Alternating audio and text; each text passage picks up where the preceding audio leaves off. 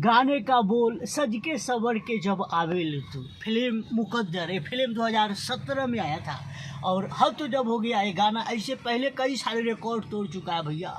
500 million view चला गया हुआ इस गाने पर। और हद तो तब हो गया जब बिग बॉस OTT सीजन 2 में एल्विश यादव खुद बोला कि भैया खेसारी का एक गाना बजाओ, और उन्होंने खुद फरमाइश करके खेसारी का गाना सज के सबर के जब तू आवे लू। जैसे आप देख सकते हैं डांस, थोड़ा सा क्लिप सुनाएंगे, कहला कि है ना कॉपीराइट के डर रहता है, तो थोड़ा सा क्लिप सुन लीजिए और तो सुन के ही आप समझ गए होइएगा कि भैया ये गाना किकर है। समझ सकते हो ट्रेंडिंग स्टार खेसारी लाल। वैसे भी खेसारी लाल के आज एगो नहीं बल्कि 3 गो गाना लगातार फुल बेलपत्र, हिरौआ बम, एगो और है कौन दो, तो भोजपुरी से थोड़ा रिश्ता हम कम रखते हैं, भोजपुरी गाना बहुत कम सुनते हैं। एगो खेसारी लाल से एगो थोड़ा बॉडी वूडी है और तो कभी कभी ताल ओकरे एगो वीडियो बना दिया करते हैं। खैर आपको क्या कहना है, जो एल्विश यादव फरमाइश किया भैया जो खेसारी का ही गाना बजाओ, राव साहब छौरा राव साहब का सिस्टम।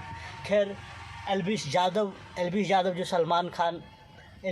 को जो सलमान खान डांटा था, तो भैया एक दिन में 3 लाख फॉलोवर घट गया। आप देख सकते हैं स्क्रीनशॉट भी सामने, ज़रा समझिए आज के डेट में न सलमान खान न खेसारी लाल, सब के हीरो एल्विश यादव। खैर जो है अपना अपना है। खैर आपको क्या कहना है, आप कमेंट बताइए।